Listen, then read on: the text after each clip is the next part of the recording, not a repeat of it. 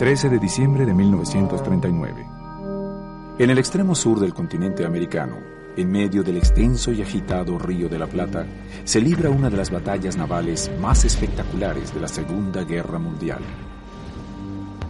Ante la perpleja mirada de combatientes aliados, de cronistas de todo el planeta y de más de 500.000 personas que, desde las costas de Montevideo, aguardan la resolución de la contienda, el capitán alemán Hans Langsdorff ordena dinamitar el acorazado del Tercer Reich, Admiral Graf Spee.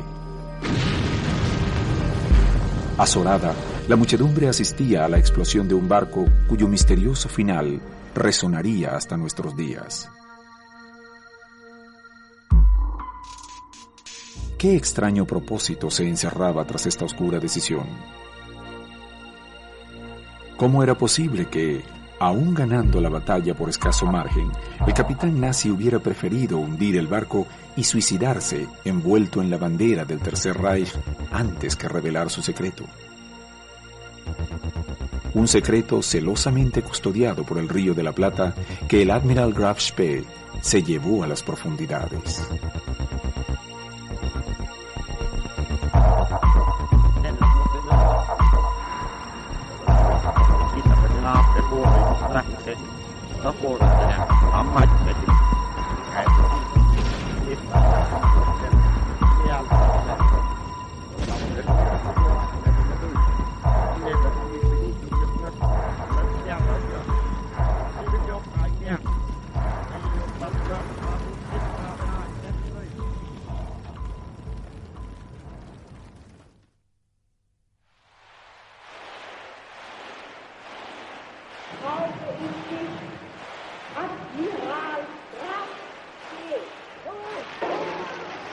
El Graf Spee zarpó el 21 de agosto de 1939 del puerto de Wilhelmshaven, en la costa alemana del Mar del Norte, donde funcionaba una de las bases navales más importantes del Tercer Reich.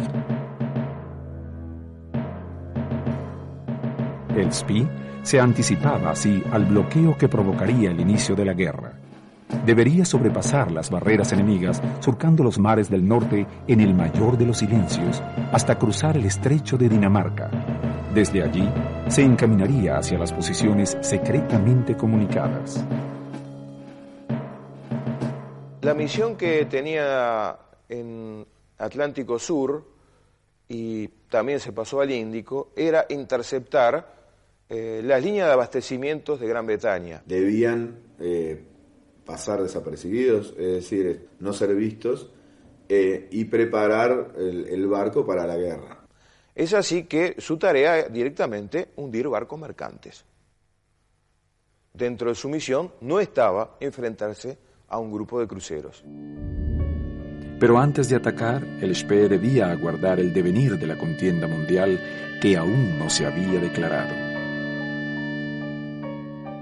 La tripulación esperaba con ansiedad la resolución que librase al Spee a la acción militar, pero también con mucho optimismo, pues confiaban plenamente en su moderna nave y en su capitán. El capitán Hans Wilhelm Langsdorff nació en la isla de Rügen, Alemania, en 1894. Cuando apenas era un niño, la familia Langsdorff se trasladó a la ciudad de Düsseldorf, en el centro del país, donde residía el conde Maximilian von Spee. El conde von Spee era un marino noble, lo dice su nombre, nacido en Holanda y vivía en Düsseldorf, la misma ciudad donde vivía Langsdorff, y era el comandante de la flota de Lejano Oriente, que había sido hundida en la batalla de las Malvinas en 1914. En 1912, el joven Langsdorff ingresó en la Academia Naval de Kiel. Tras obtener una Cruz de Hierro en la Primera Guerra Mundial entre 1936 y 1937, Langsdorff participó en la ayuda que Adolf Hitler brindó a Francisco Franco durante la sangrienta Guerra Civil Española. El capitán Langsdorff personalmente era un marino de tradición imperial, había servido en varios cruceros en la Primera Guerra Mundial, había sido condecorado y si bien su padre era ministro protestante, él era un oficial de marina. Por sus méritos, se le encomendó el honor de conducir el destino del barco que llevaba inscrito el nombre del más heroico almirante alemán de la Primera Guerra Mundial. El Admiral Graf Spee operaría en el marco de las misiones especiales de las fuerzas expedicionarias alemanas, cuyos barcos deberían actuar en las penumbras debido a la estrategia naval que había desarrollado el nazismo tras la derrota alemana en la Primera Guerra Mundial. En esa época, las naciones europeas no tenían ninguna intención de gastar los dineros para la reconstrucción de sus países y de sus economías agotadas en impulsar una carrera armamentista naval. Por esa razón, marcaron en la década del 20 una serie de tratados que limitaban el armamento naval. El primero de ellos fue consecuencia directa de la guerra, en que las naciones victoriosas intentaron que Alemania no pudiera resurgir como potencia naval. Entre las limitaciones impuestas a la Marina germana por el Tratado de Versalles existía una rigurosa cláusula que impedía la construcción de buques de guerra de un peso mayor a 10.000 toneladas. Esto implica que con un tope de 10.000 toneladas, la construcción naval de la época o podía elegir por un guardacosta poderosamente armado y blindado y de baja velocidad, o de lo contrario, un crucero ligero que tuviera condiciones de larga extensión de autonomía, pero un armamento y un blindaje ligero. Contrariamente, los buques de batalla que desarrollaban las potencias mundiales reunían las condiciones más ventajosas: artillería pesada, impenetrable coraza y alta velocidad. Es así que, dentro de esas consideraciones, los buques ingleses son buques de larga autonomía, con un armamento mediano, apto para combatir contra cruceros, y altas velocidades y ligeramente blindados.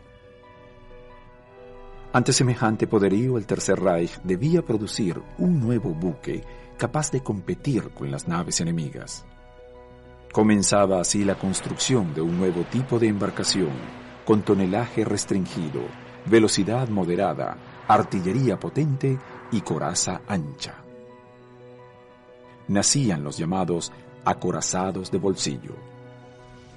La expresión acorazado de bolsillo en realidad es una expresión acuñada por Churchill y se trataba de un navío que tenía artillería que podían portar los acorazados con un desplazamiento de un crucero pesado. El barco incorporaba algunos diseños de última generación. Uno era el perfeccionamiento al máximo de sus telémetros ópticos, del sistema estereoscópico. Se empieza a abandonar el remachado y se utiliza en grandes extensiones la soldadura. Optan por utilizar por primera vez motores diésel. Y finalmente el invento más importante era un radar que iba montado en la parte más alta del buque sobre la caseta del telémetro de 10,5 metros, que permitía detectar blancos o buques en la oscuridad o con tormenta. Los acorazados de bolsillo alcanzaban una velocidad de 26 nudos. Poseían 2 torres, cada una con 3 cañones de 28 centímetros, una artillería mediana de 15 centímetros y suficiente fuerza antiaérea.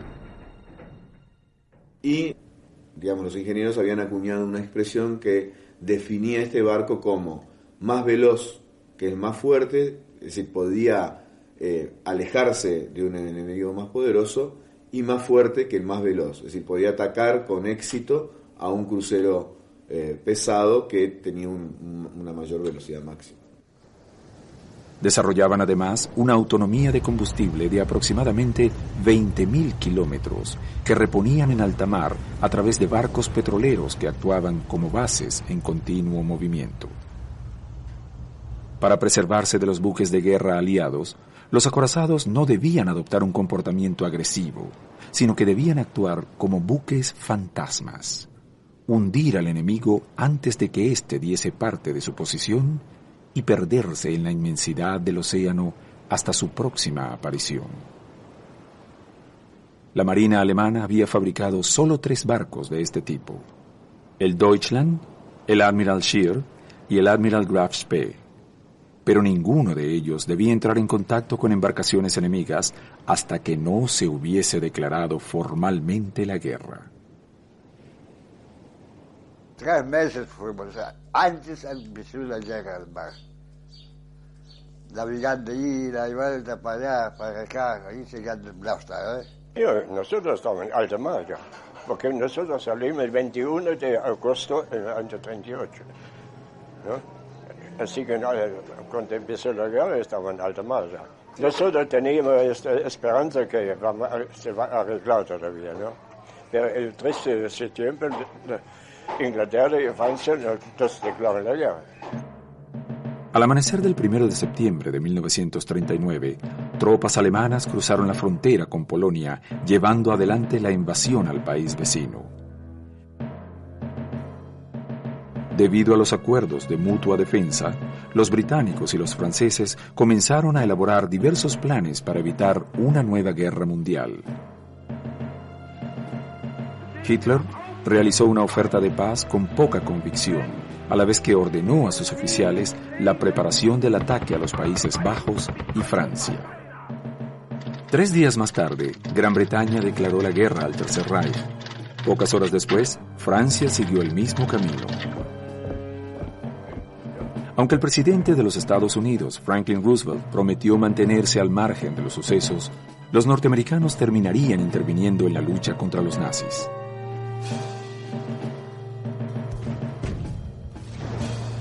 El reguero de sangre más grande de la historia moderna había comenzado.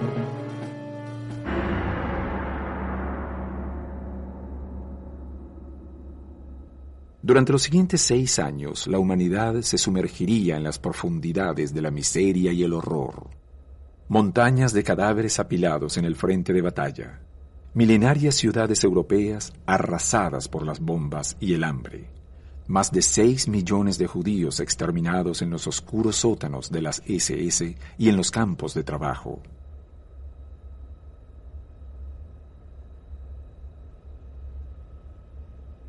Minorías compuestas por opositores políticos, comunistas, gitanos, negros y homosexuales, perseguidos y asesinados. Cientos de miles de seres humanos muertos o mutilados por las bombas atómicas arrojadas en Hiroshima y Nagasaki. Después de la declaración de la guerra, el comandante recibe una orden directa de Hitler que le prohíbe atacar hasta que no le sea indicado especialmente. Tengo entendido que había pasado ya el Ecuador cuando recibe la orden de comienzo de las hostilidades. El 26 de septiembre de 1939, el capitán del Graf Spee, Hans Langsdorff, dio la orden de corregir el rumbo hacia el Atlántico Sur. Su destino final serían los mares del sur, bajo la imperceptible línea del Ecuador, de donde el acorazado alemán jamás regresaría. El 30 de septiembre de 1939, el Admiral Graf Spee dio su primer golpe a la flota aliada. En las inmediaciones de la costa de Pernambuco, al noroeste de Brasil, cerca del extremo más oriental de Sudamérica, hundió al carguero británico Clement.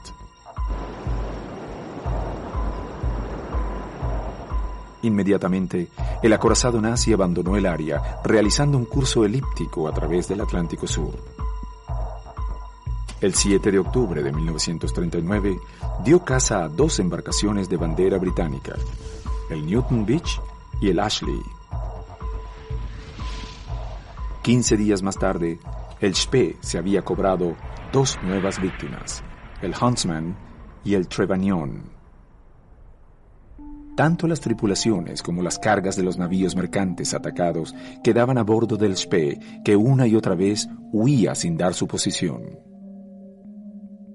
Nadie sospechaba que en el Océano Atlántico navegaba una embarcación fantasma, hasta que los aliados advirtieron que ningún barco mercantil llegaba a puerto.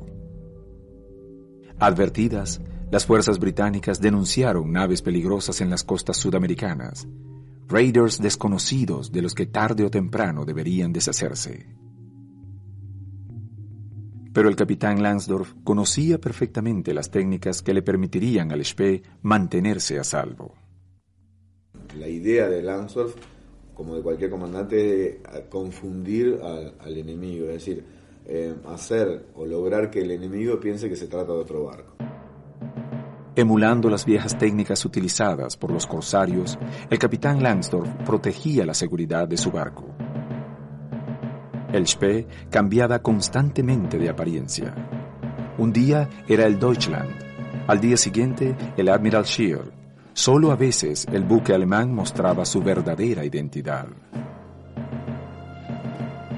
Con solo desplegar una lona pintada, a ojos del enemigo la embarcación contaba con un cañón más poderoso, una nueva torre, un contorno diferente.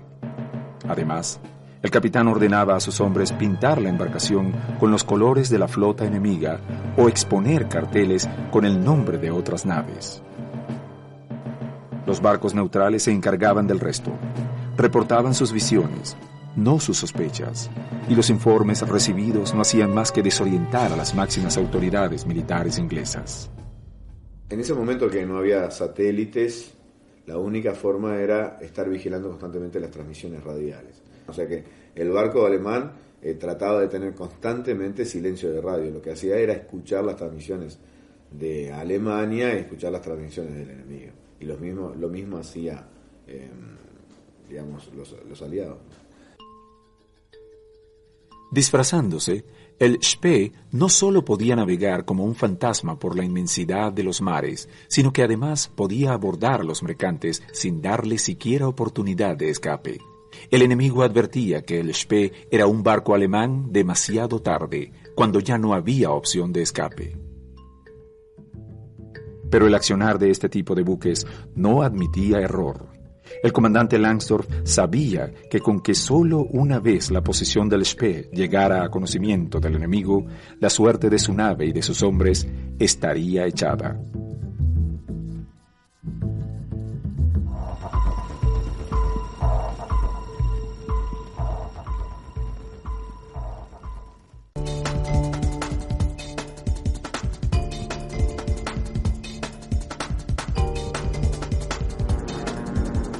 A comienzos de la Segunda Guerra Mundial, Londres soportaba terribles bombardeos y un bloqueo naval destinado a evitar la recepción de los insumos necesarios para afrontar la contienda bélica. Como sabía que el enfrentamiento con la flota submarina del Tercer Reich sería arduo y demandaría mucho tiempo, Winston Churchill, primer ministro británico, ordenó concentrar todas las fuerzas de la Royal Navy en combatir la flota de superficie. Con este fin, se destinaron fuerzas especiales de combate a distintos puntos estratégicos del planeta.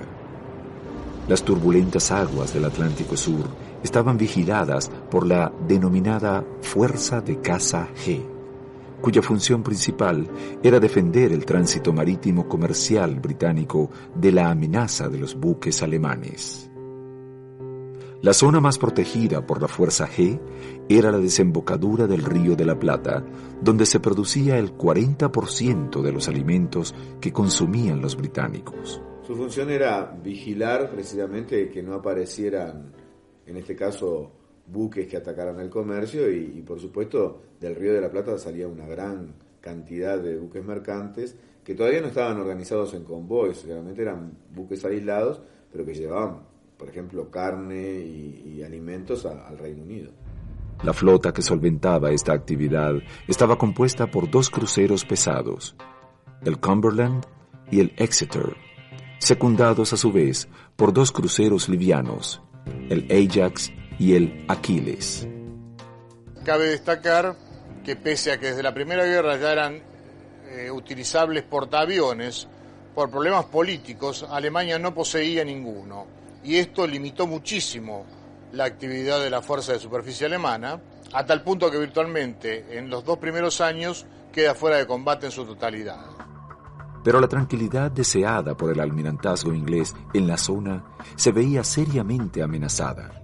La inseguridad sobre las posiciones de los raiders y el desconocimiento sobre la cantidad de embarcaciones que operaban realmente en el Atlántico Sur dificultaban la tarea. El plan del capitán Langsdorff y el accionar de su nave comenzaban a tener resultados. En el alto mando de la Marina inglesa surgían voces de protesta.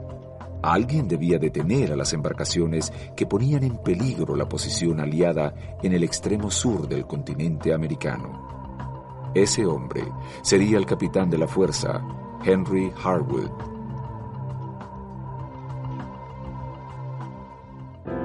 Henry Harwood nació el 19 de enero de 1888 en el Reino Unido. Cuando apenas tenía 12 años, Harwood ingresó a la Marina Británica como grumete. Pasados 34 años de servicio, ya era un avezado hombre de mar y en diciembre de 1934 fue ascendido a capitán de la fuerza. Enviado a custodiar el Atlántico Sur, el astuto marino inglés se convirtió en el primer capitán aliado en destruir embarcaciones nazis en la Segunda Guerra Mundial. Harwood era un táctico, inclusive sabiendo que se encontraba cerca o que podía en algún momento enfrentarse con un barco del estilo de Graf Spee, había desarrollado ciertas tácticas, digamos, había preparado un posible combate. El compromiso del capitán inglés no era sencillo. Debería encontrar a los barcos que actuaban como corsarios y una vez hallados, debería hundirlos. Por los informes de inteligencia recibidos, Harwood sabía que el alcance de los cañones de los acorazados de bolsillo era mayor que el de los navíos que tenía a su disposición. Si el enemigo se mantenía a distancia de tiro, sus fuerzas no podrían atacarlo.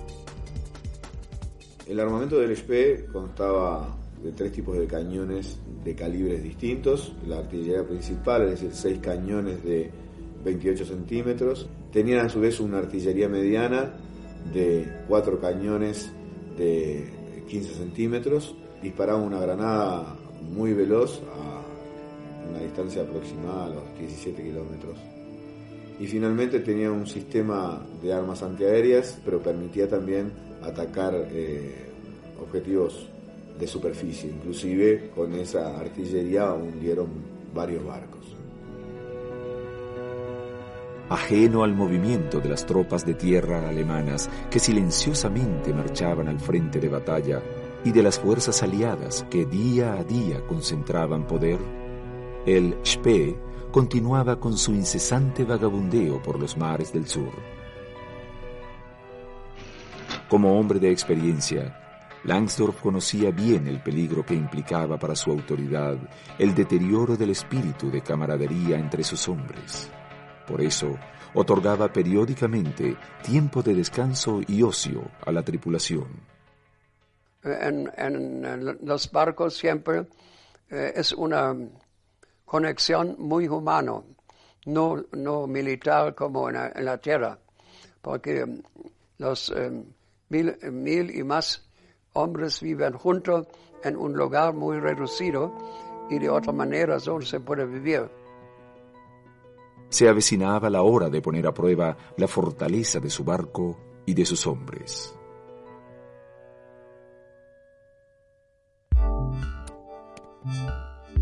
El 28 de octubre de 1939, el Spee se reunió con su barco de abastecimiento, el petrolero Altmark, que había partido de Wilhelmshaven el 9 de agosto de 1939. El acorazado transfería periódicamente a su base flotante los prisioneros capturados en los hundimientos realizados, mientras que el Altmark lo abastecía de víveres y municiones. Además, le suministraba el combustible que tanto le costaba al Reich obtener lejos de sus fronteras. Llevaba además repuestos de todo tipo, desde piezas, válvulas para la radio hasta munición, y estaba diseñado una zona para también guardar prisioneros, era un buque cárcel. Mientras sus hombres trabajaban en el acondicionamiento del barco, el capitán del Altmark advirtió a Langsdorff que el Spee era sistemáticamente perseguido por las fuerzas aliadas. El capitán se recluyó en su camarote a estudiar las hojas de navegación. Tras horas de análisis y reflexión, Langsdorff concluyó que lo más acertado sería despistar a sus perseguidores. El enemigo había concentrado demasiadas fuerzas en el Atlántico Sur y era tiempo de inquietarlo en otras latitudes. El Spee tomaría rumbo sur-este, rodeando el Cabo de Buena Esperanza hasta alcanzar el Océano Índico. A los británicos les costaba posicionar al Graf Spee por la estrategia que seguía el capitán Langsdorff, es decir, atacaba en un lugar y luego salía inmediatamente hacia otro, muy lejos del lugar donde había atacado originariamente. El 15 de noviembre de 1939, frente a las costas de Mozambique, el Spee hundió al petrolero inglés Africa Shell. En el Índico hundimos un barco chico y el comandante fue a bordo y fue muy amigo con nuestro comandante, con Langsdorff. Él escribió también un libro, yo fui Prisoner of Graf Spee, y prácticamente los ingleses cerraron todo el tráfico para 3 meses en la ruta africana. Eso fue más importante que el hundimiento de ese barco. Como parte de su plan de distracción, el capitán Langsdorff permitió que los tripulantes de la nave atacada huyesen hacia la costa. Según su estrategia, los tripulantes prófugos informarían a las fuerzas aliadas la posición exacta del acorazado. La revelación de su ubicación bajo el nombre Admiral Scheer le permitiría confundir una vez más a las tropas enemigas. Después que une el Africa Shell, se organizan varios grupos de búsqueda donde también participan barcos y portaaviones franceses, como el Bern y el Strasbourg, que eran barcos mucho más poderosos, y también flotas o escuadras inglesas en distintas partes del Océano Atlántico. Esa misma noche, el capitán comunicó a la tripulación sus planes. Regresarían al Río de la Plata, donde, según datos de inteligencia, zarparía un importante convoy británico de carga. Luego, sí, volverían a la patria. El 2 de diciembre de 1939, el Spee interceptó sobre la ruta Ciudad del Cabo-Santa Elena al Doric Star, carguero de más de 10.000 toneladas que se dirigía a Inglaterra, proveniente de Nueva Zelanda y Australia. El Graf Spee vino con una bandera francesa y ellos pensaron que nosotros somos francés, un barco francés, y aceleramos hasta 400 metros más o menos, y entonces cambiamos la bandera en la bandera alemana y mandamos al mismo tiempo un bote donde un oficial sacó los papeles del barco y cerramos oficina para mensajes. Antes de que el barco fuera asaltado, su telegrafista alcanzó a radiar una señal con las coordenadas exactas de la embarcación. Y cuando ellos dieron mensajes, entonces tiró el Graf Spee a pero lamentablemente con cañón chiquito y bajo fuego dieron su mensaje donde fueron hundidos. El pedido de auxilio fue retransmitido por diversas embarcaciones comerciales hasta llegar a oídos del capitán Harwood, cuyos navíos continuaban buscando a los acorazados alemanes que tantas pérdidas habían infligido a Inglaterra. Ellos estaban explorando en la entrada al Río de la Plata, es decir, patrullando en espera de que apareciera el barco, como estaban otros patrullando otra zona. Por las informaciones recibidas, ¿podría tratarse del Deutschland? o del Graf Spee.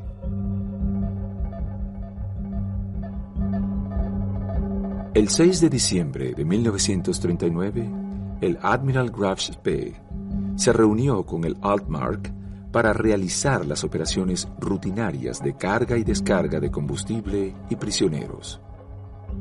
Por la noche, un barco no identificado cruzó silenciosamente su camino. Pocos días más tarde, el 13 de diciembre de 1939, en la desembocadura del Río de la Plata, los vigías del Spee divisaron 2 antenas en el horizonte. Inmediatamente, la tripulación se preparó para un abordaje de rutina. Se trataba aparentemente de un gran buque comercial con bandera inglesa. A las 6 de la mañana tocaban los de alarma y cada uno a su puesto, ¿no? Cuando el Spee se acercó a la embarcación, Langsdorff comprendió que se trataba de una trampa. Lo que habían divisado en el horizonte no era un buque comercial, sino un buque de guerra de la Fuerza G. Detrás de él se encontraban alineados 2 cruceros enemigos.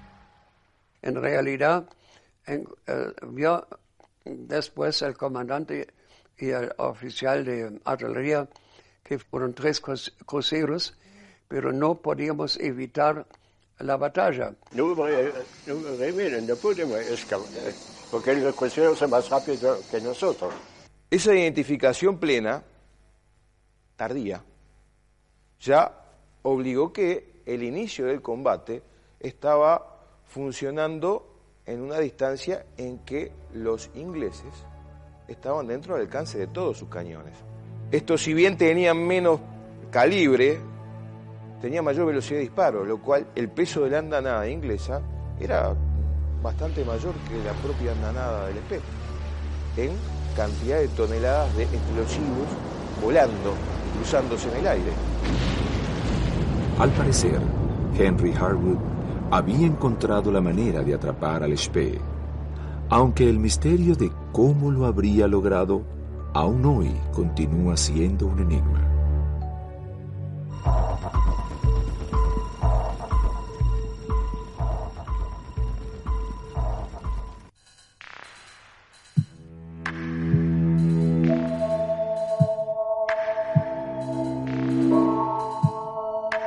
Hacia finales de diciembre de 1939, los enfrentamientos de fuerzas navales constituían uno de los puntos estratégicos claves de la contienda mundial.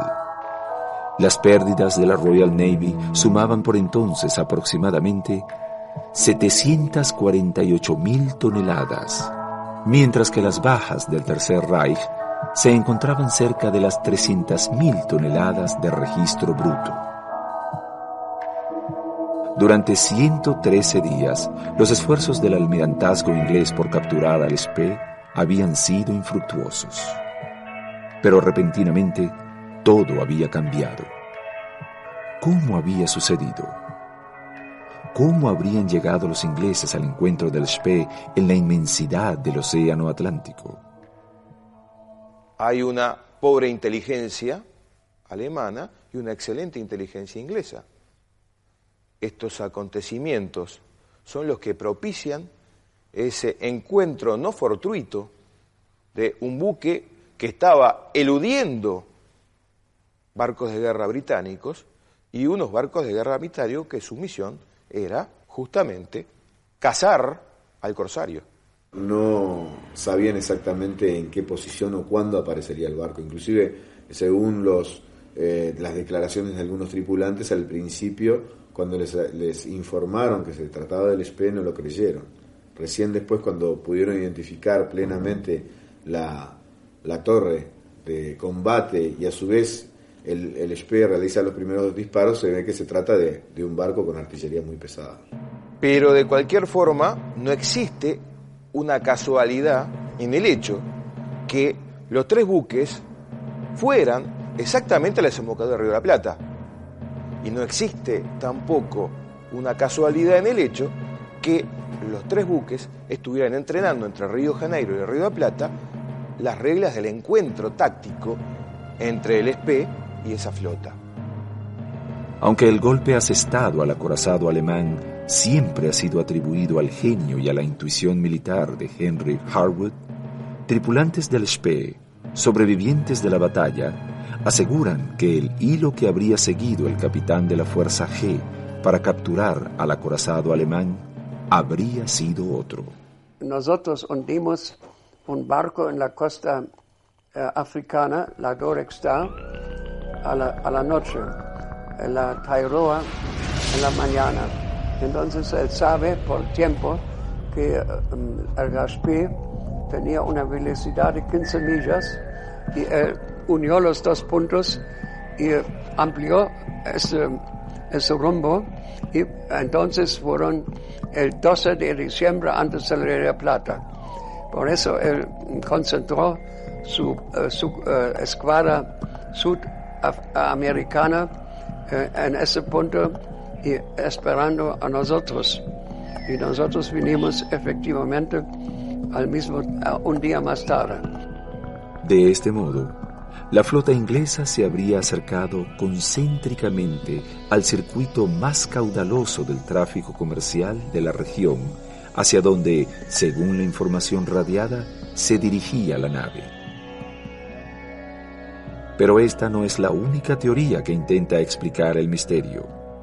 Las nuevas investigaciones desestiman también la explicación clásica. Habiendo transcurrido una semana desde el misterioso encuentro nocturno, el Spee podría encontrarse en un lugar indeterminado, en un círculo de más de 1.500 millas náuticas de radio. ¿Cómo encontrarlo allí? Existen varias teorías respecto de por qué Langsdorff decía acercarse al Río de la Plata. Una de ellas es que el almirantazgo, decíamos, la inteligencia británica plantó mensajes falsos en el último buque que captura el Spee, anunciando que un convoy de barcos va a salir de Montevideo, del Río de la Plata, y Langsdorff decide dirigirse ahí para tratar de cazar ese convoy. Eso es algo dudoso desde el punto de vista que difícilmente dejaran información tan valiosa cuando se tiraban los documentos por la borda y se evitaba que el enemigo obtuviera esa información. En realidad es un misterio hasta el día de hoy cómo realmente Harwood encuentra en medio del océano al Graf Spee.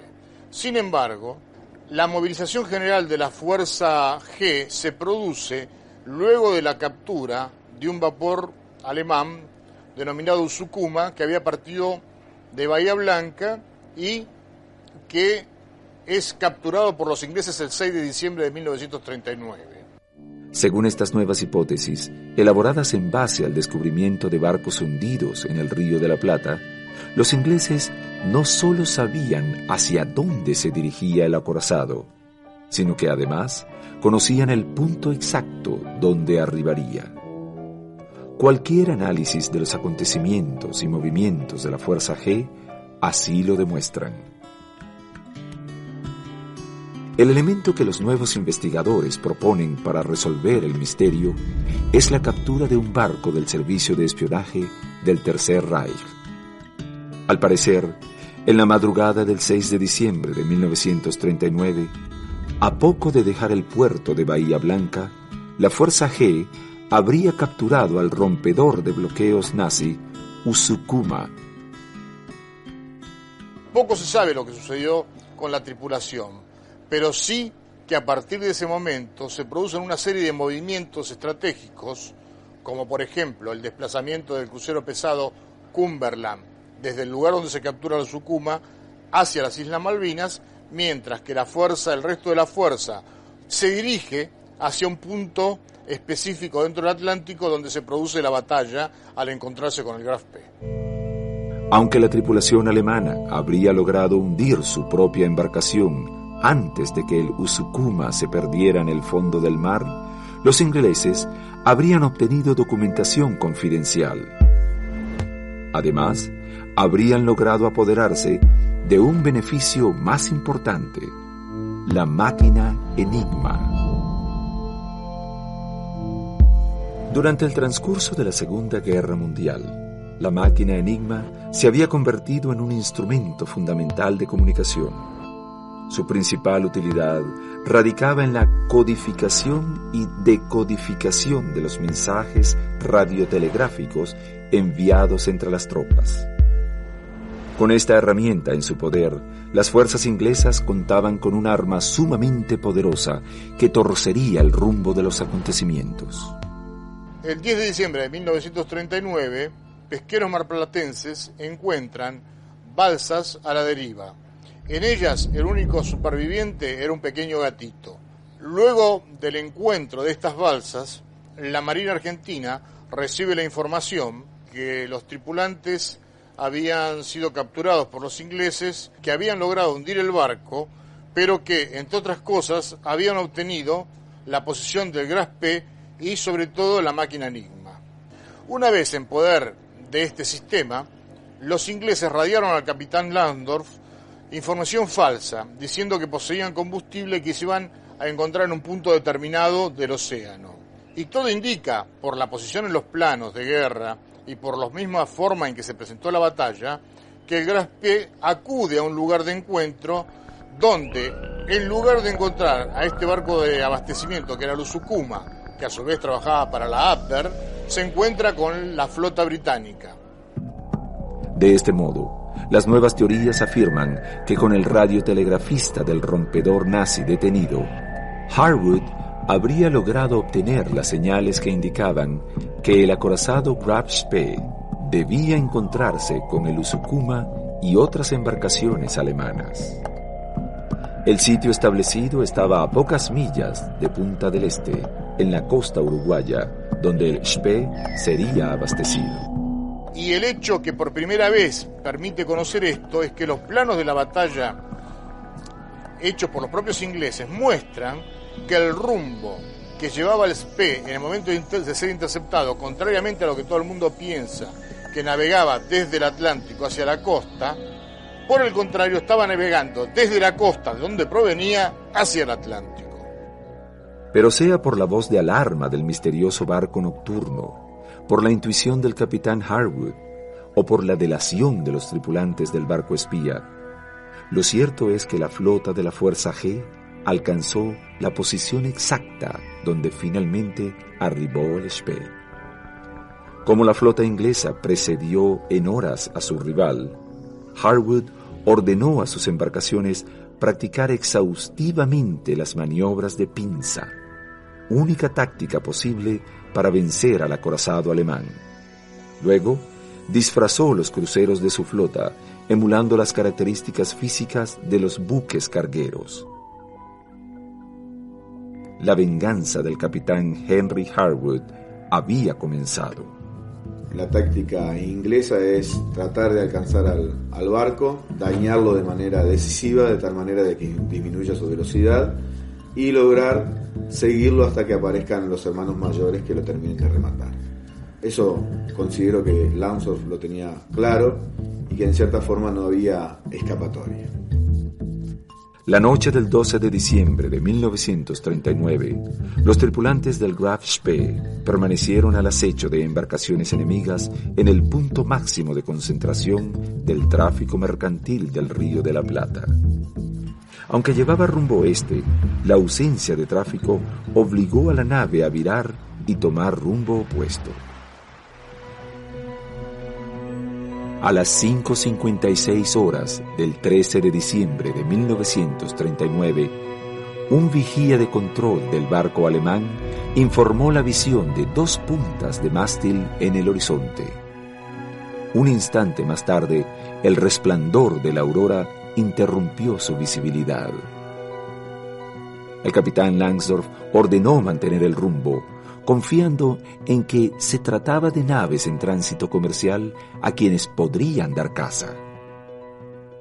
Y cuando vimos 2 mástiles a la mañana, llovía eso contra el sol, que fue levantándose. El comandante pensó que era el crucero Ajax, que sabíamos que fue protegiendo los barcos antes del Real Rata. Pero después aparecieron más. A las 6 horas, el Spee recuperó la visión de la embarcación, Pero no se trataba de una nave comercial como habían supuesto, sino de 3 unidades de guerra británicas: el crucero Exeter y 2 destructores que lo secundaban, el Ajax y el Achilles. El comodoro Harwood, un marino inglés sumamente cortés y agradable, con gran modestia, nos explicó a los periodistas cuál había sido su estrategia, que era un poco como la de los perros de caza acosando a un jabalí, no acercándose demasiado para no ser víctima de los zarpazos de la bestia, pero lo suficiente como para hostigarlo, hacerlo efectuar virajes imprevistos y sobre todo poniéndose debajo del ángulo de tiro de los grandes cañones Graf Spee a fin de poderlo herir con su artillería de menos poder y de menos alcance, pero claro, como estaban a una distancia más próxima, pudieron infligirle graves daños. La regla teórica de encuentro del Spee con los cruceros era exactamente al revés. Combatir lo más lejos posible, utilizando la ventaja del alcance de su artillería principal y el radiotelémetro. Cuando Langsdorff tomó conciencia de la maniobra efectuada por el enemigo, ya era tarde. Se encontraba al alcance de los cañones de los barcos ingleses. El Admiral Graf Spee había perdido la única ventaja real que poseía: mantener distancia del enemigo. Tras largos meses de navegación en alta mar, el Graf Spee tendría que enfrentarse por primera vez a un terrible combate. Comenzaba la monumental batalla del Río de la Plata.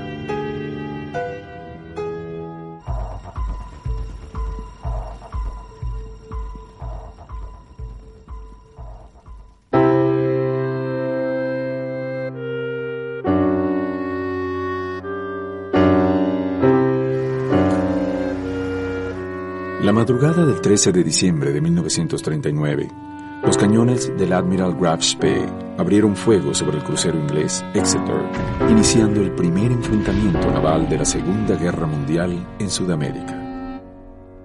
A las 6:17 de la mañana, la artillería germana detonó ininterrumpidamente con bravura sobre el crucero inglés.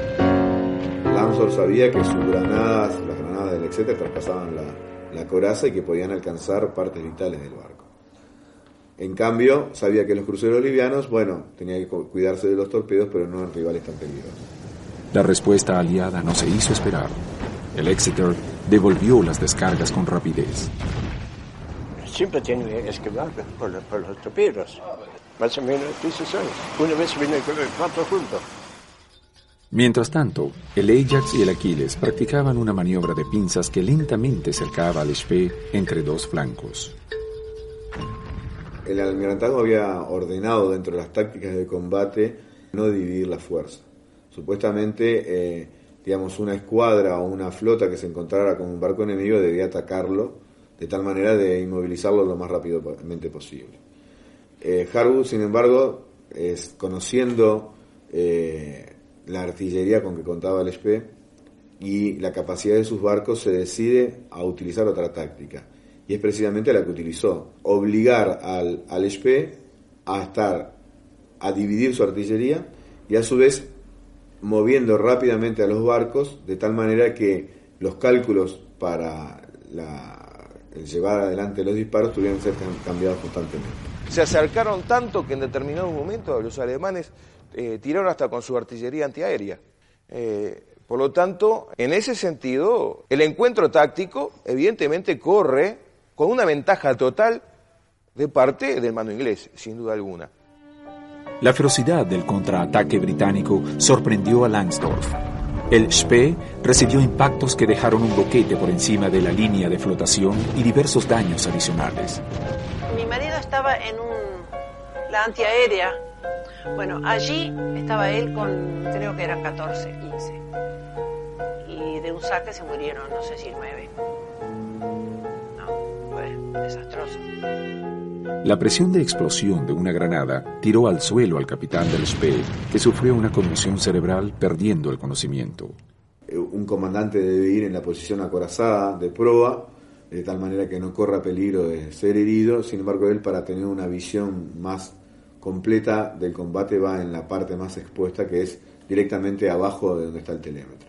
Muchos heridos, y aquí en el hombro cayó mucha sangre, y el capitán, el primer oficial, tomó el mando. Sin embargo, Langsdorff se recupera rápidamente y le dice a Diggins: todavía no ha llegado el momento.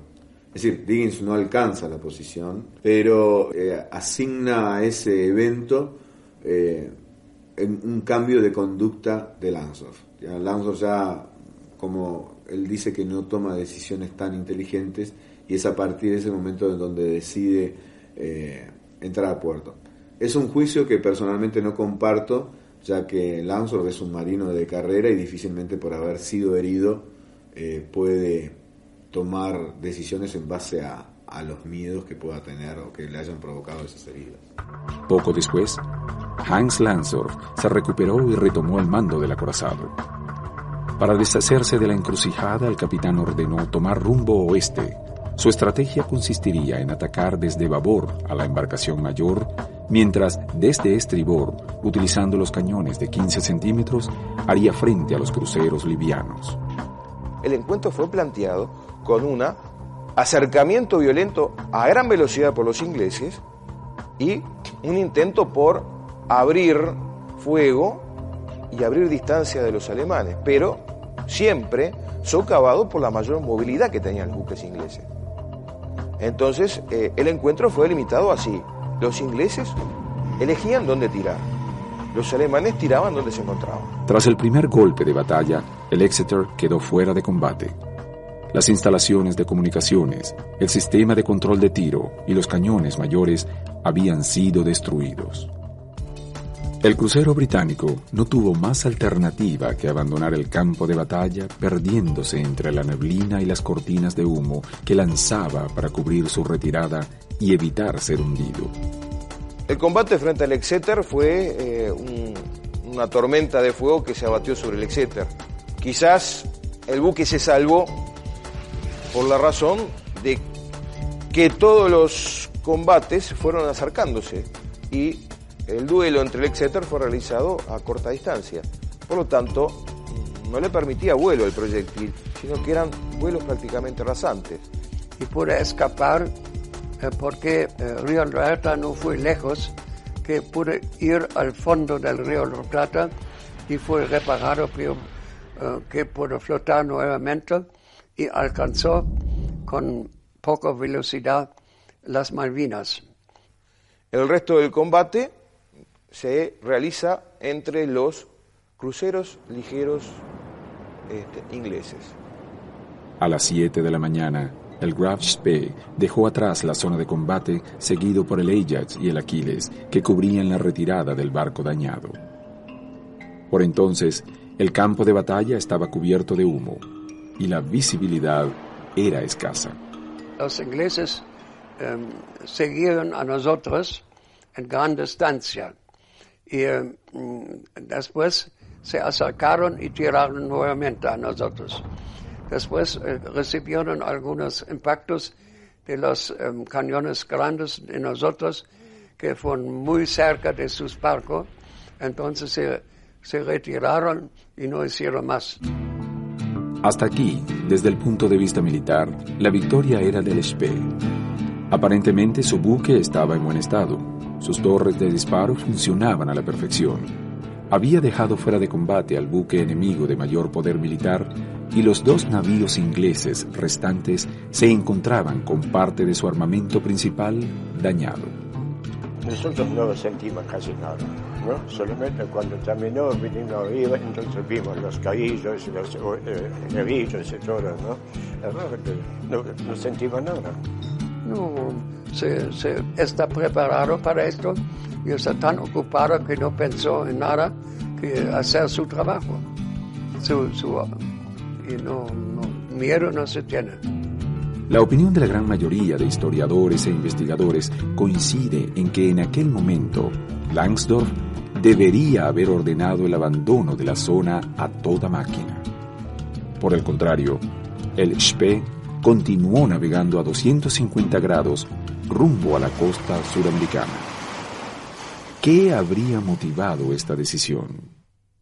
Uno puede cuestionarse a qué puerto debió haber ido el barco. Sin dudas, debe haberse internado o haber pedido reparaciones en Mar del Plata o en Bahía Blanca.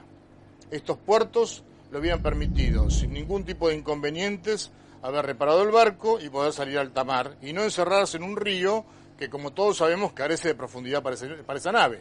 En el momento que se toma la decisión de entrar en un puerto, una de las teorías sostiene que el jefe de máquinas le indica al capitán Langsdorff que han sufrido un daño grave y que es necesario entrar a puerto inmediatamente. Entonces Langsdorff pide información al oficial encargado de eso sobre qué puerto tiene agregado naval. Y el puerto que tiene agregado naval es Montevideo.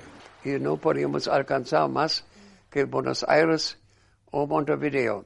Pero en Buenos Aires fue difícil por la ruta del Río Plata y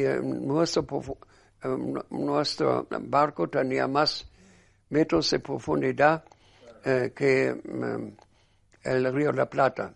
Por eso el comandante decidió ir a Montevideo, aunque él sabía que los ingleses tenían mucha influencia en Uruguay. También hay quienes alegan que el comandante Langsdorff habría interceptado emisiones radiales del enemigo que anunciaban la llegada de buques de guerra a la zona de combate. La decisión de ir a Montevideo fue decidida por nuestro comandante y los ingleses no tenían ninguna influencia. Otros afirman que el Spee tenía las instalaciones regeneradoras de combustible y de aceite lubricante dañadas.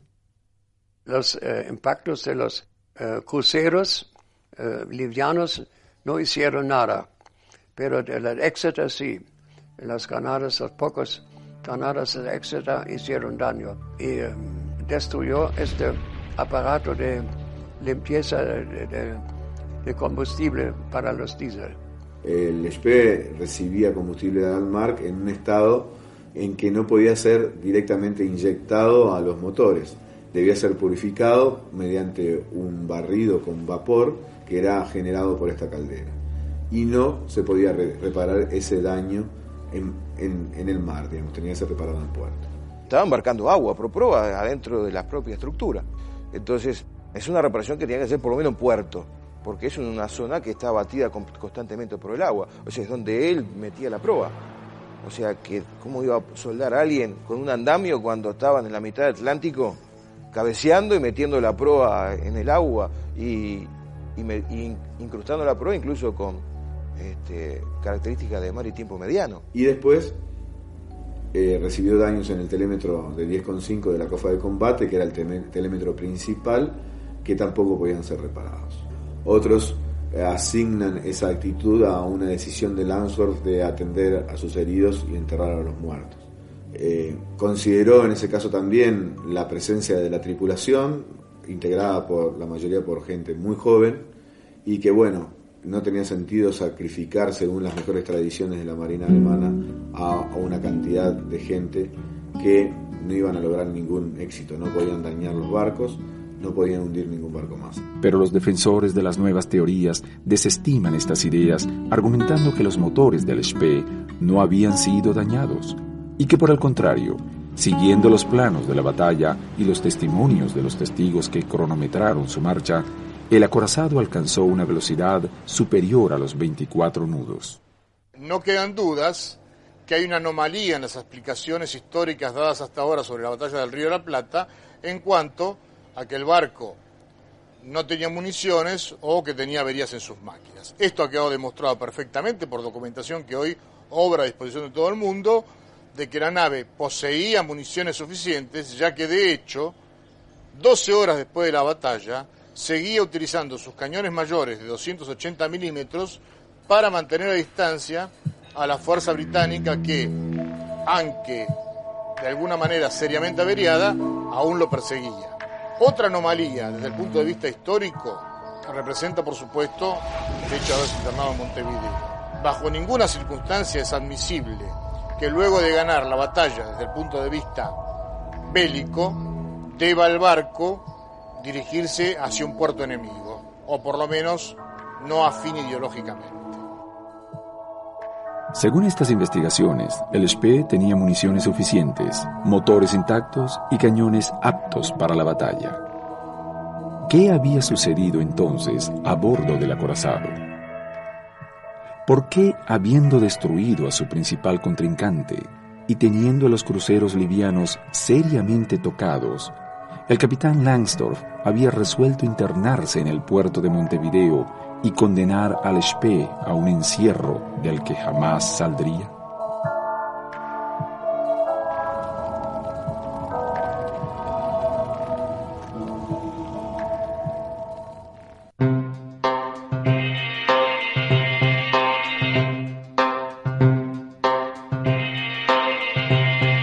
La medianoche del 13 de diciembre de 1939, tras librar una estruendosa batalla en el Río de la Plata, el Admiral Graf Spee ingresó en el puerto de Montevideo envuelto en una nube de interrogantes. El aire olía a incendio, sangre y hierro. Sorprendió a todo el mundo la entrada de ese gran barco al antepuerto sin práctico, revelando un conocimiento extraordinario del puerto y de las rutas para llegar ahí y fondear en plena noche. El saldo del enfrentamiento era devastador. 37 tripulantes del Spee habían resultado muertos y 57 se encontraban gravemente heridos. Las cifras oficiales aliadas indicaban 72 hombres de la Marina Británica fallecidos y 47 heridos de peligro. Estábamos de reunión de tipo Boy Scout, algo lo que hacíamos en aquel entonces, ¿no? Y llegó alguien y nos dijo eso, que había una batalla allá afuera con un barco alemán, que era el Graf Spee. Bueno, imagínense la revolución, estábamos nerviosísimos todos. Cuando fuimos a casa, claro, en aquel entonces no había televisión, no había nada, bueno, esperamos el diario del día siguiente y bueno, ya estaba en puerto. Entonces fuimos allá a ver el barco. De la batalla en sí, nos despertamos los uruguayos sabiendo que aquí en el puerto había un acorazado de bolsillo. Alemania era como un fantasma que estaba ahí, ¿no? Y todos los periodistas alquilamos lanchas para darle vueltas alrededor, tomar fotografías y tratar, desde luego, de entrevistar a alguien. Pero el capitán Langsdorff nunca se prestó a una entrevista de prensa, así que nunca pudimos hablar con él. Según las leyes internacionales, un buque podía permanecer en puerto neutral el tiempo necesario para reparar su embarcación, pero no podía rearmarse para la guerra. Uruguay era un país neutral, aunque Gran Bretaña tenía una gravitación económica muy importante en el manejo de la nación. Era la única potencia compradora de sus productos y administraba con sus capitales los medios de transporte, las fábricas y los astilleros de todo el país. En esos momentos no teníamos así una conciencia muy clara de estar viviendo un momento histórico, pero sí había temores no expresados, pero seguramente muy presentes en el subconsciente, de los peligros que podíamos correr por nuestra posición tan firme, ¿no? Uno de ellos era el hecho de tener ese barco armado con esa artillería que podía fácilmente destruir la ciudad de Montevideo con 3 o 4 andanadas, ¿no? No sé si esa alternativa se planteó alguna vez, no podría afirmarlo, pero el hecho es que teníamos ahí un corsario que había hundido a cantidad de barcos en el Atlántico y que estaba ahí con sus cañones intactos amenazando a Montevideo. Había admiración por la tecnología alemana, pero esa admiración como una espada que tiene 2 filos. Un filo es la admiración y el otro lado es el temor. A las 3:30 de la madrugada del 13 de diciembre de 1939, cuando aún presentaba heridas frescas en su rostro, Langsdorff bajó a tierra para entrevistarse con el embajador alemán en Montevideo, Otto Landmann, y con el ministro de Asuntos Exteriores de la República Oriental del Uruguay, Alberto Guani. El capitán pidió 30 días para restablecer la navegabilidad del barco. El plazo permitiría el arribo de submarinos nazis a la desembocadura del Río de la Plata. Solo así, el Spee tendría posibilidades de romper el bloqueo de las embarcaciones británicas que a 3 millas de la costa, en el límite establecido por las leyes internacionales, se reagrupaban y cubrían cualquier intento de fuga. El gobierno uruguayo formó una comisión investigadora que inspeccionaría el estado mecánico del Graf Spee. Las averías se podían ver. A proa tenían un rumbo muy grande sobre la línea de flotación. Ya no se veía el avión porque lo habían arrojado al mar. Y disparo de artillería menor. Los representantes aliados, encabezados por el embajador inglés en Montevideo, Mr. Millington Drake, presionaron a la comisión, asegurando que la nave del Tercer Reich estaba en condiciones de abandonar el puerto. Según sus informes, tras la batalla, el Spee había recorrido 300 millas a 25 nudos. Desde Berlín, el almirante Erich Raeder, jefe de operaciones navales del Tercer Reich, transmitió a su embajador en Montevideo, Otto Langmann, los deseos de Adolf Hitler de que el Spee permaneciera en Montevideo el tiempo suficiente hasta ser reparado.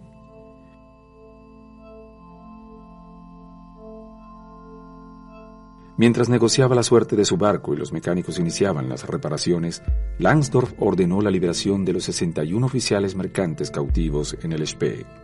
Envió a 50 de sus tripulantes heridos al hospital de la ciudad y organizó un funeral en tierra para los soldados alemanes muertos en batalla. Y al día siguiente fue el entierro. Entonces ahí sí fuimos todos al cementerio. Era un día de calor impresionante. Y bueno, uno no comprendía todavía. Yo al menos no comprendía esta situación porque las guerras para mí eran algo espantoso. Y tenerlo tan cerca era una cosa que me tenía un poco nerviosa, ¿no? A esa edad que me importaba a mí lo que sucedía ahí, para nada me interesó. Al contrario, yo no era muy aficionada, porque cuando había algún problemita mi padre me decía, mirá que nos vamos para Alemania. Entonces yo no quería saber de nada ni de los alemanes. Bueno, y pasaba un día, pasaron 2, y de la embajada avisaron que los que tenían tiempo podían ir al hospital para visitar a los heridos, porque hacía 4 meses que no veían a muchachas que fuéramos todas bastante jóvenes para allá. Me movió un poco la compasión de que estuvieran después de una batalla, perdieron su barco. Entonces me dio lástima y dije, tengo que ir. ¿Y quién entra primero? Tú, la menor, la mayor, ninguna de ellas. Y a mí me dieron un empujón y se abrió la puerta. Y estaba yo ahí adentro. Claro, 40 pares de ojos mirando.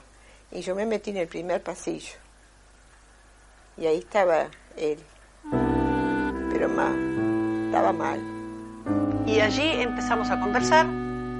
De pronto se tocó la campanilla, se terminó la visita, mis padres venían caminando y digo, me voy porque viene mi padre. ¿Usted va a volver? Me dice. Por eso también yo volví a ir al hospital, ¿vio? Porque yo veía todo un drama ahí.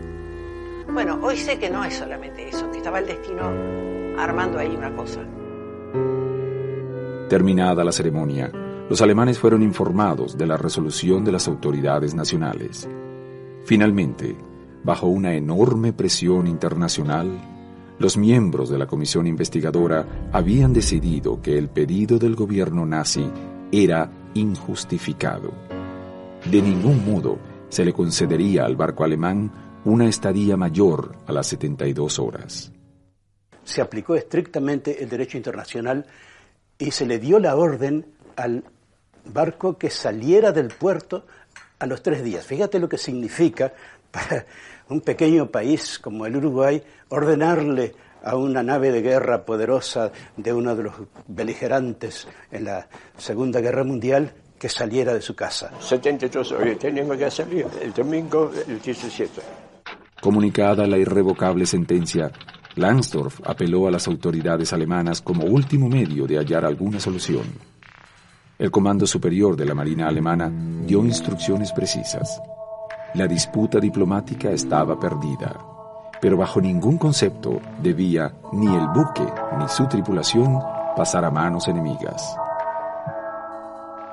El comandante Langsdorff debería tomar la decisión más importante de su vida. No solo estaba en juego su tripulación y su nave, sino también el honor de la marina nazi y del pueblo alemán. Las alternativas para evitar la entrega del acorazado no eran demasiadas. El Spee podría dirigirse a Buenos Aires, donde existían vínculos más fuertes con el régimen nazi. Pero la poca profundidad del Río de la Plata en aquella latitud imposibilitaría su arribo. También podría salir al Océano Atlántico y enfrentarse a la flota enemiga, pero desde el primer día el contraespionaje británico había hecho circular el rumor de que había arribado el buque de batalla Barham, un barco de mayor envergadura que el Spee, que actuaba como refuerzo de la Fuerza G. Precipitadamente se avecinaban las difíciles horas de la resolución. La repercusión de la batalla y las alternativas diplomáticas del combate asaltaron rápidamente los medios de prensa locales e internacionales. Desde diversos lugares del planeta llegaron ansiosos corresponsales ávidos de noticias que buscaban transmitir a sus países la dramática continuación de la batalla naval que se desarrollaría a pocos kilómetros de la costa. El plazo impuesto por las autoridades uruguayas se vencía y la expectativa por el desenlace crecía minuto a minuto. Bajo la lluvia, la multitud aguardaba la resolución que solamente el capitán de la embarcación, Hans Langsdorff, podía tomar.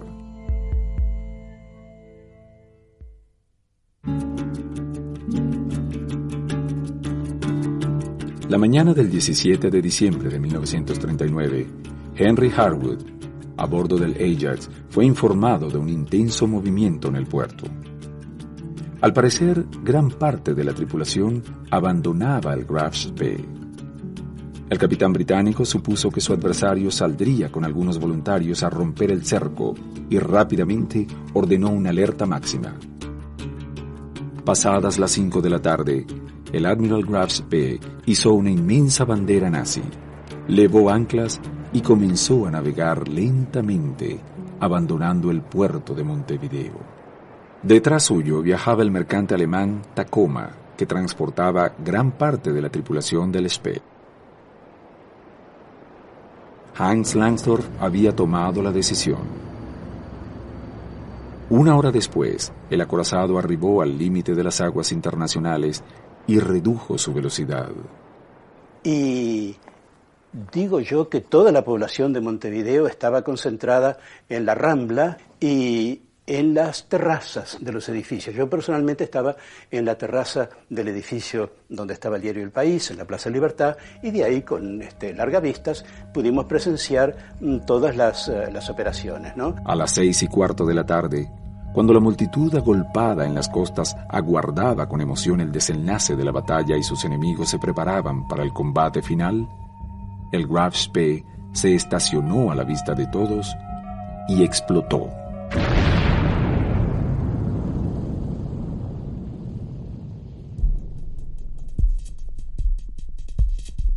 Para sintetizar, podríamos expresar simplemente en 3 palabras: sorpresa, temor y alivio. La guerra había rozado a nuestro país, la guerra había pasado por el país y la guerra, por suerte, estaba lejos del país todavía. La incrédula mirada del mundo comenzaba a tejer uno de los misterios mejor guardados de la Segunda Guerra Mundial: el hundimiento del acorazado alemán en las aguas del Río de la Plata.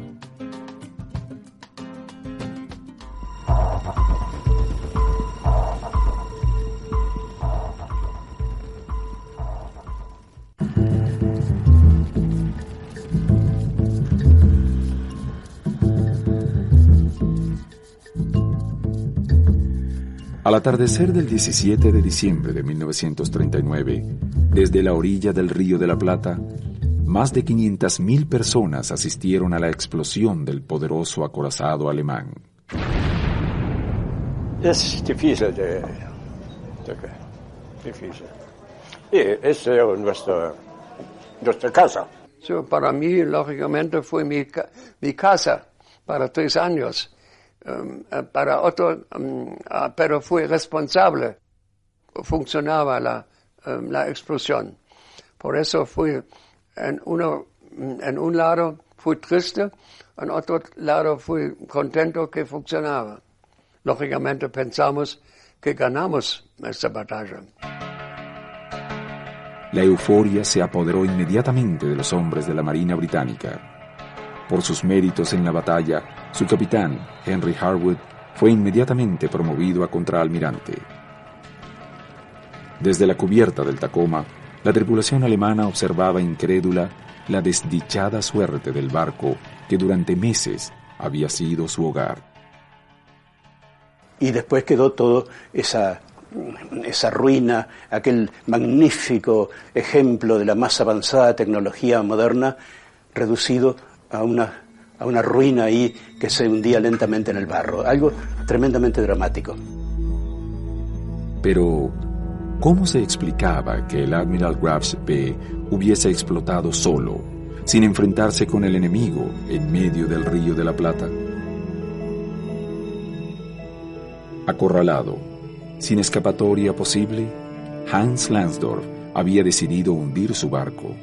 De este modo, siguiendo las exigencias de Berlín, el capitán preservaba su nave y su tripulación de los brazos enemigos. Solamente sabemos que el buque no pudo caer en la mano del enemigo, ¿no? Así que lo último era para un día, ¿no? Así fue. Y entonces el comandante sabía, cuando él salió, los ingleses pueden concentrar sus barcos y aniquilarnos, y nosotros no podíamos prácticamente defendernos. Y entonces él decidió de su mismo volar el barco para salvar la vida de la tripulación, también el mío. Una vez tomada la decisión, los tripulantes alemanes habían colocado torpedos sobre cada depósito de munición, y el Spee había explotado. Él dijo a los otros oficiales, y yo recibió el orden del capitán de artillería de destruir todos los equipos muy valiosos, y entonces fui al capitán nuevamente y pregunté que es verdad. Y él me dijo, sí, es verdad. Entonces, con mis hombres destruí con granadas a mano y todos los instrumentos antes de la voladura, y hizo la voladura también con las cabezas de torpedos que teníamos.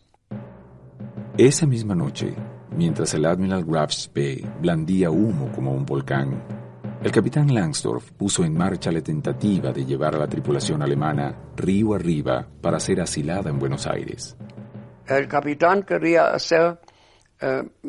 quedar a bordo y quería volar el barco, pero nuestro capitán de artillería, Usher, podía que él cambie su decisión, porque él tenía la tarea de llevar la tripulación a la Argentina, porque el capitán Usher con razón tenía miedo que los uruguayos entregaron a nosotros, a los ingleses. Pasado el límite de aguas internacionales, los tripulantes del Spee fueron transferidos a un pequeño remolcador argentino en el que navegaron durante toda la noche. Para no delatar su posición a los buques ingleses, viajaban con las luces apagadas. Y llegamos el 18 de diciembre a las 11 más o menos a Buenos Aires. El lento amanecer en el Río de la Plata descubrió Buenos Aires a los exhaustos navegantes. En el puerto, la numerosa comunidad alemana en Argentina aguardaba a sus compatriotas con pequeñas ofrendas de bienvenida. Recibidos por sus compatriotas, los tripulantes fueron trasladados al hotel de inmigrantes. La gran mayoría de los oficiales fueron ubicados en el Hospital de la Inmigración. La prensa internacional presionó al comandante alemán para obtener respuesta a las interrogantes que la opinión pública planteaba. ¿Por qué había hundido el barco cuando prácticamente había ganado la batalla? Aunque desde aquellos días infinidad de teorías se plantearon sobre el accionar del capitán Hans Langsdorff, las nuevas informaciones obtenidas mediante el análisis de fotos y testimonios proyectan una luz sobre el misterio. La hipótesis más fuerte asegura que el Spee se encontraba aparentemente en perfectas condiciones porque en realidad tenía un problema que no era visible. Carecía de combustible. Se ve que la línea de flotación demuestra que el acorazado había perdido su propio peso. ¿Qué era lo que había pasado? No tenía mucho combustible. Y era tan poca la reserva que tenía la embarcación que ni siquiera habría intentado perseguir a los barcos averiados, ya que corría el riesgo de quedar varado en medio del mar. Y este era el verdadero elemento que tampoco podía darse a conocer al mundo, de que Alemania tenía sus naves sin combustible, como lo estaba pregonando realmente la Marina Británica a través de informes en los diarios. La dotación de combustible del Spee era la adecuada. Había tenido contacto con el Altmark hacía poco tiempo, o sea que no tenía déficit de combustible.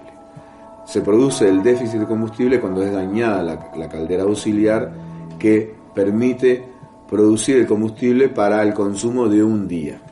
En el momento en que es dañada la caldera, el buque tiene combustible para 16 horas a velocidad de combate. Enterado del hundimiento del Usukuma, único proveedor de combustible posible, la única alternativa viable había sido la llegada a Montevideo.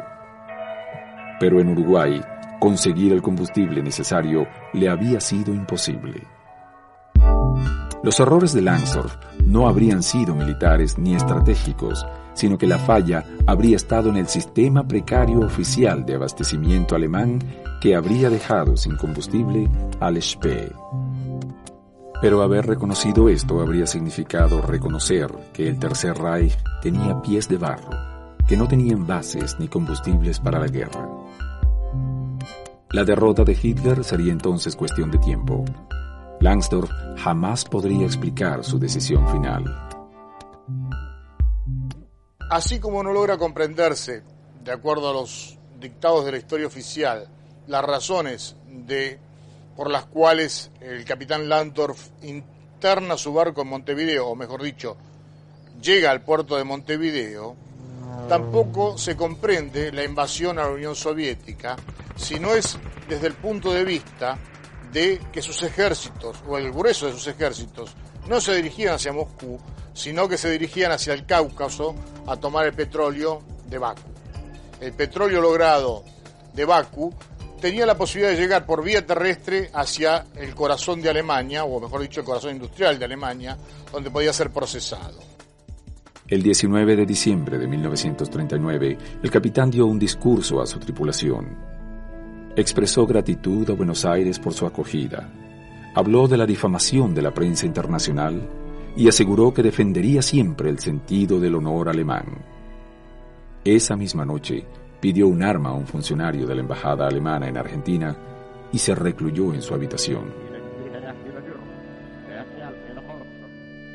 Hans Langsdorff amaneció vestido de uniforme, envuelto en una bandera nazi manchada de sangre. Fue muy triste toda la tripulación, cuando el próximo mañana se me dijeron que él está muerto. Yo dije, no, es una noticia falsa de los periodistas, pero efectivamente fue así. Sì, quindi impatto grande, no? Io come padre parlo da solo, no? Pocos días antes, tras la explosión del barco, el capitán nazi había sentenciado su suerte. Para un capitán con sentido del honor, su propio destino no puede ser diferente al de su nave.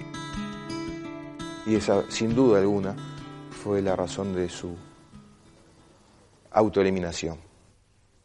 Envuelto en la Marina de Guerra, pero de la Alemania de la Primera Guerra. No se envolvió en la bandera nazi. Los restos del capitán Hans Lansdorff fueron despedidos en medio de una multitud que se agolpó en las calles de la ciudad para saludar a un hombre que había perdido su vida por salvar a sus hombres. Entre los asistentes al entierro se encontraba, además de la tripulación, el recientemente liberado capitán de la embarcación comercial Ashley, una de las tantas víctimas del Spee. Después de que surgieran a luz, luego de la guerra, los relatos de los prisioneros británicos, el comandante Landorf cumplió absolutamente con todas las reglas de los tratados de Ginebra de aquel momento. Fue un caballero con sus prisioneros británicos y indudablemente una gran persona. Tras el suicidio del capitán, muchos sobrevivientes del Spee fueron asilados en distintos hoteles del país. Otros fueron transportados secretamente a Alemania, donde continuaron peleando una de las guerras más sangrientas de toda la historia.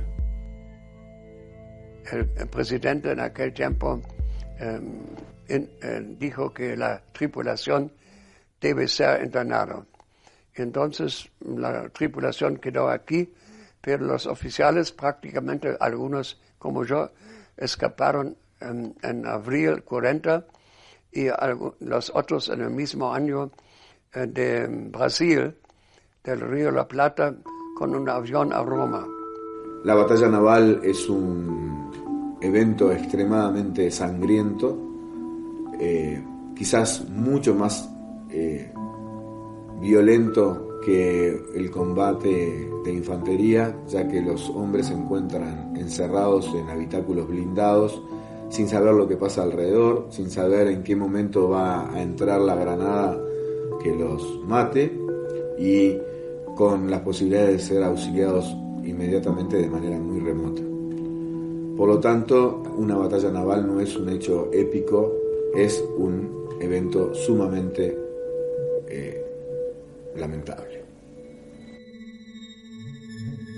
Con el hundimiento del Graf Spee comenzó el ocaso del sueño imperialista alemán. El 27 de mayo de 1941, un año y medio después del hundimiento del Spee, las fuerzas aliadas interceptaron y acabaron con el acorazado Bismarck, que según informaciones aliadas también había perdido sus reservas de combustible. Inmediatamente, el Führer dictó la orden de desactivar la flota de superficie que tantos inconvenientes le había dado y solventar el uso de la flota submarina. La estrategia militar planeada por Winston Churchill de centralizar sus ataques a las fuerzas de superficie nazi había tenido resultados decisivos para los intereses aliados. El sistema de abastecimiento alemán se encontraba seriamente deteriorado. El 22 de junio de 1941 comenzó la invasión alemana a la Unión Soviética. La operación tenía como principal objetivo la búsqueda de petróleo caucásico, único modo de sostener en funcionamiento la maquinaria de guerra que el Führer había creado. Pero la resistencia soviética, sostenida en los acuerdos con los británicos y los norteamericanos, determinó el principio del fin del Tercer Reich y de la Guerra Mundial.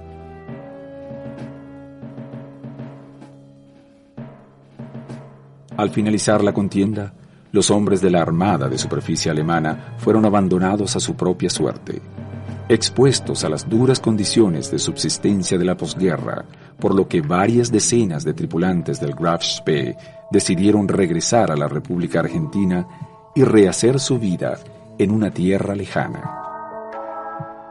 Unos buscaban recuperar las familias que habían formado en su breve estadía en el país.